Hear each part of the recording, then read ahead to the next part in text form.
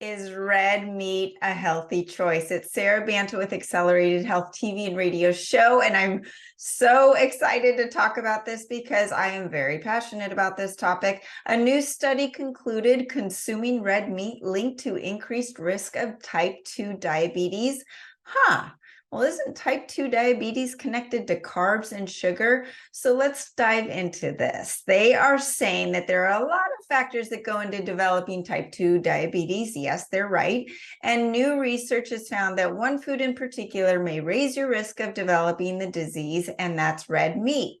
That main takeaway from the new study published in the American Journal of Clinical Nutrition, they analyzed data of nearly 217,000 healthcare professionals that collected over several decades, found that the more red meat people ate, the higher risk they're of developing type 2 diabetes.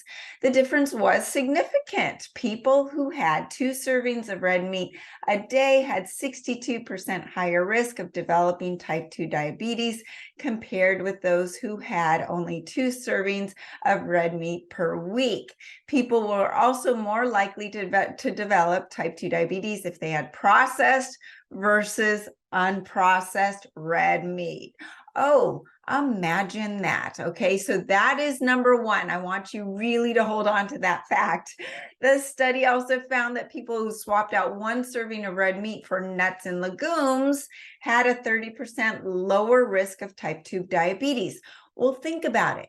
If we're swapping out nuts and legumes for that burger that probably is coming from McDonald's with the bun and the fries, you're tending to be a little more maybe cautious about your diet. So these are the things that this study is not actually looking at.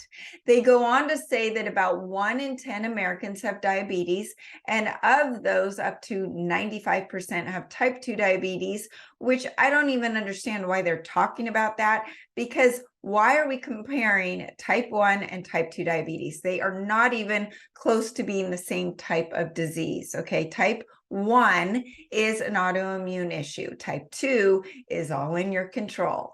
But there may also have been something about the red meat itself that's problematic. They actually recognize that. So let's go into this. Why are they talking about insulin resistance in a food with fat and protein? There's no carbs in it. However, if the meat is coming from GMO sources or fed grains or with antibiotics or now with the mRNA, there's a lot more going on. The inflammatory fats can actually trigger insulin resistance at the cellular level. This is something that people don't understand, and that's why it's not just about red meat. It's about what kind of red meat are you eating and what are you eating it with. And if you also think about over the last 40 years, since 1980. Okay, 1980 is when processed foods entered the picture.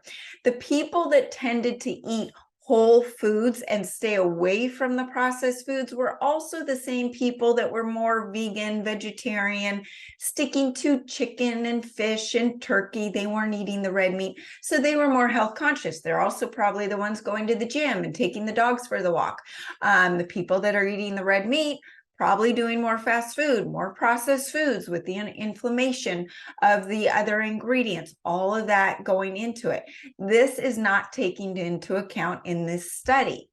The study also, which I think was super interesting, noted that high plasma ferritin levels were indicated, and that indicates how much iron is in someone's body, may increase the risk of type 2 diabetes. Well, we think we need iron, right?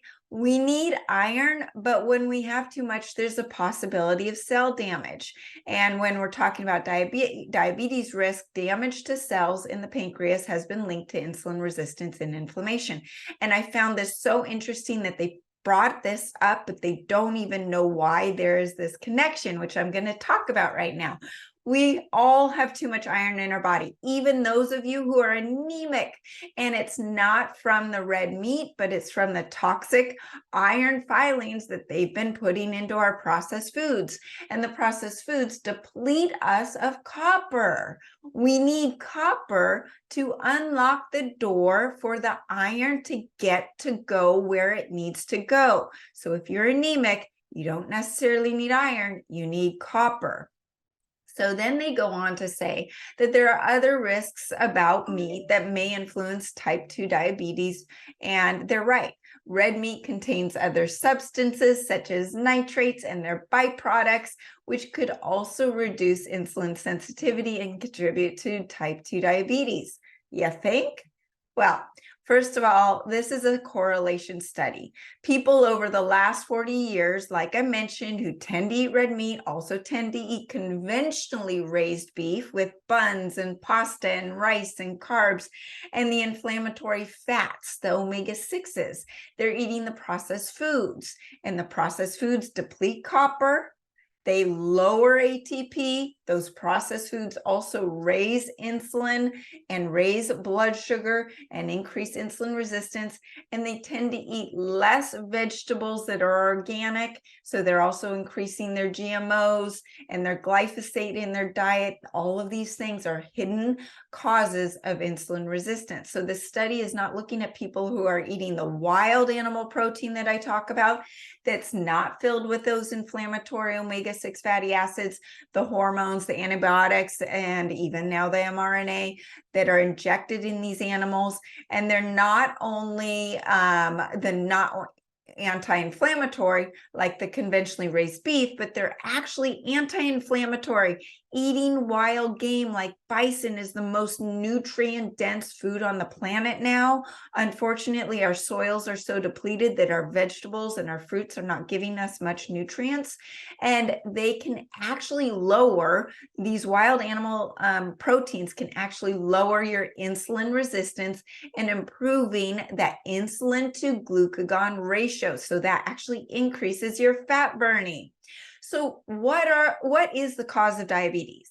The diabetes is insulin resistance that leads to type 2 diabetes. So what's behind it? You have processed foods. Before 1980, before processed foods, children did not have type 2 diabetes and they did not have fatty liver. And this is what is causing this rise in diabetes and fatty liver. The food supply, the processed foods with the high levels of fructose and no fiber.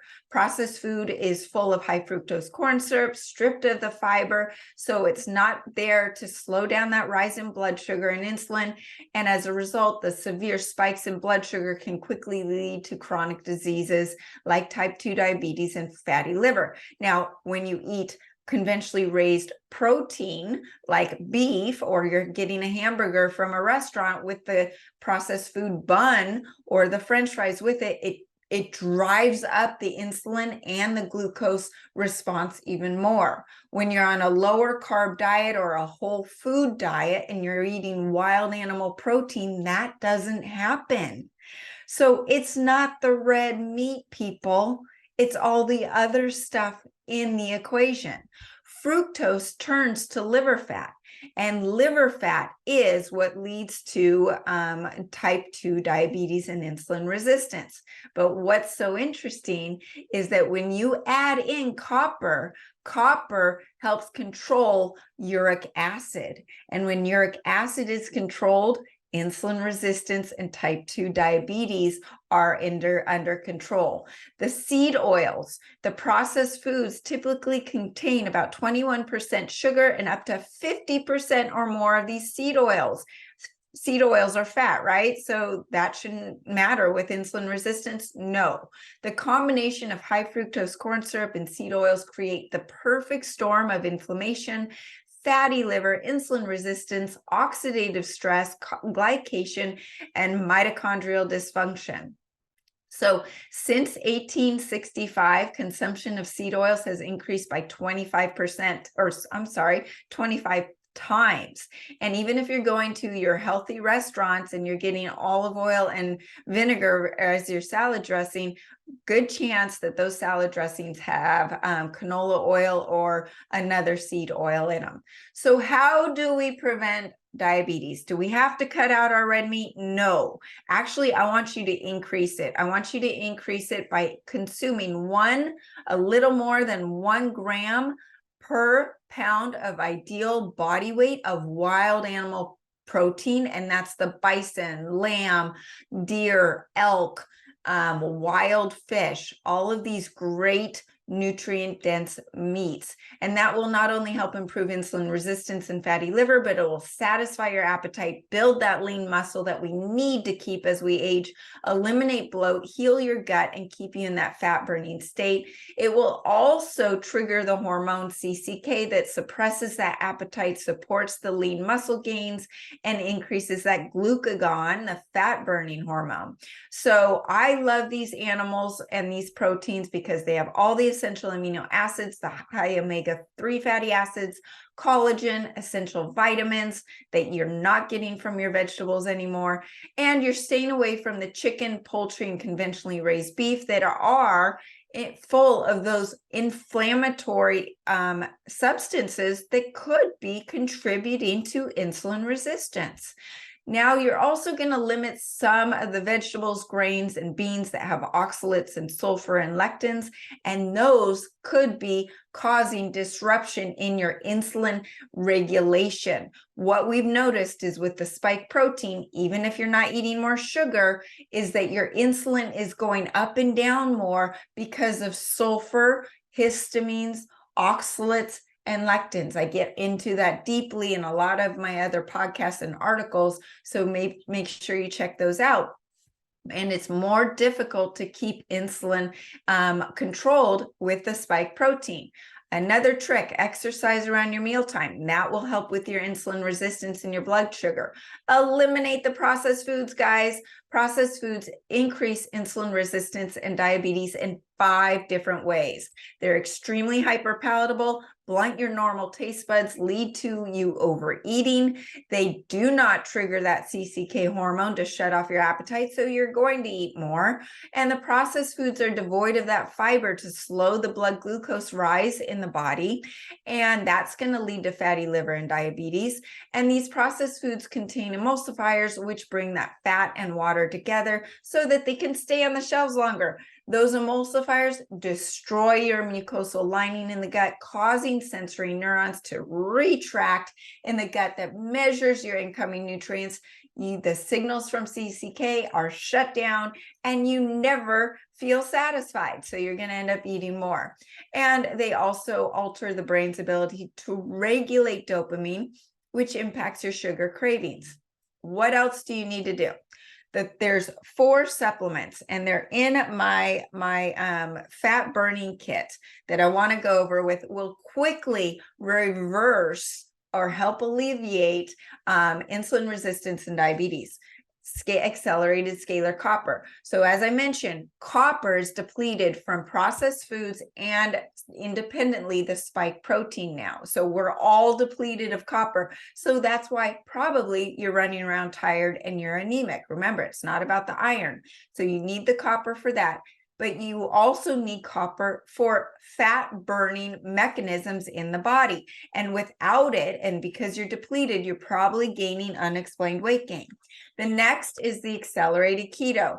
This flips the body into ketosis, where it starts burning its own fat stores for energy. It is the most effective way to reverse insulin resistance, fatty liver, and diabetes. It burns those excess calories, suppresses your appetite, gives you high levels of stable energy, and it starts reversing that fatty liver. It's turning your saturated fatty liver into unsaturated fat, where your body can actually burn it much easier, increases ATP production, which is your true cellular energy, by 5 to 10 times compared to when you're burning sugar for energy. And it's also going to help with your thyroid, because your thyroid hormones convert from the inactive T4 into the active T3 in your liver. So your healthier liver is going to allow your thyroid to work better, increase metabolism, and increase weight loss. And it's also going to help your liver metabolize that protein from that awesome wild animal protein much more effectively, taking in all those great nutrients. All of the other ingredients like the organic mucil and the tricatu, they're going to increase digestive fire, increase more ketones in the body, and detox the liver. So we've combined synergistically the ketones with Ayurvedic herbs that have been known for thousands of years, and layer in the scalar frequencies to increase metabolic rate, detox the liver, cleanse the liver, and increase your energy and your ketones. The second supplement is the Acceleradine iodine, which, there it is, right here. This is not only going to increase your ATP at the cellular level by 18 times compared to normal cellular health, but it's going to lower your blood sugar and your insulin resistance while increasing fat oxidation, metabolism, caloric burn, cognition, and as I've been talking about the spike protein's effect, guess what reverses the damage done to the body by the spike protein? Iodine. And check it out. You can Google NIH, iodine, and spike protein. Go for it. The Acceleradine iodine also feeds the thyroid for the needed iodine to make thyroid hormones. So you're going to get a lowered insulin resistance, lowered blood sugar, increased energy, and feeling more detoxification throughout the body of all the toxins that are burning your liver, slowing down your metabolism, and making you want to eat more of that processed foods to get more energy, but that's not working because the processed foods is actually stealing energy from your body. Next is the accelerated thyroid. Most people with insulin resistance or diabetes have suboptimal thyroid function and metabolism, especially with the infiltration of the spike protein in our systems. The accelerated thyroid combines the Ayurvedic herb of Kanchanara and glandular with the scalar frequencies. It's 3 formulas in one, increases metabolism, fat oxidation, energy, weight loss, and you're healing your thyroid. I'm sure most of you are seeing that you're either hypothyroid or suffering from Hashimoto's. So lastly, I just want to mention the accelerated salt. Did you know taking the proper minerals, if you have high blood sugar, maybe you just had some chocolate cake, this can actually bring down your blood sugar. So something that I always carry around with me everywhere I go. It's unlike any other salt out there. It's full of 62 minerals, helps hydrate the intracellular hydration, so inside your cells, without the bloat, without the inflammation, and it gives you cellular energy. So I hope that was helpful. Please don't stop eating red meat. Just stop eating the wrong red meat and maybe get rid of the processed foods that's going along with it. Start cooking at home and stick with the whole foods. You don't have to eat a high fat, low carb diet. Just start sticking to whole foods. Thanks for joining me today. And if I can help you with your health issues, contact me through the website, SaraBantaHealth.com. All of the supplements I talked about are on the website. I am happy to put together a protocol for you, and join the free group coaching on Telegram at the link below. I teach you on a daily basis with tips and tools to enhance your health, and you will be a part of a like-minded group to support you on your journey, in addition to truly taking control of your health. You can follow me on Facebook and Instagram under Accelerated Health Products, and across over 100 channels under Accelerated Health TV and Radio Show. If you like what you heard today, please hit the subscribe button, share with a few of your friends. So many people need to hear this message as they're sticking to the clean, white, lean chicken and poultry meat and staying away from the red meat for the wrong reasons. So join us every week, Mondays at 2 p.m. Pacific, Tuesdays at 1 p.m. Pacific, and you can find all the supplements at SaraBantaHealth.com. Use Welcome 10 for 10% off site-wide. Thanks again, and we'll see you next time.